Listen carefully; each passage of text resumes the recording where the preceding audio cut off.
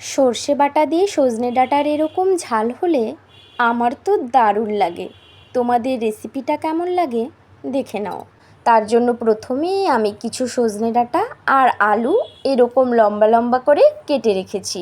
তারপর কড়াইয়ে কিছুটা সর্ষের তেল গরম করে কিছুটা রসুন থেতো করে দিয়ে দিলাম।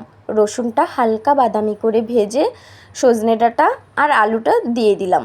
আলু আর সজনে ডাঁটা একটু ভালো করে রসুনের সঙ্গে মিশিয়ে এবার দিয়ে দেব কিছু চেরা কাঁচা লঙ্কা, পরিমাণ মতো নুন আর হলুদ দিয়ে সজনে ডাঁটা আর আলুটাকে ভালো করে ভেজে নেব।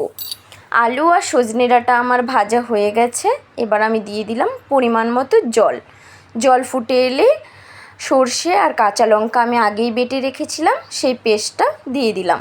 তারপর ঝোল ফুটে গামাখা হয়ে গেলে নামিয়ে নিলেই রেডি হয়ে যাবে আমাদের সর্ষে বাটা দিয়ে সজনে ডাঁটার ঝাল।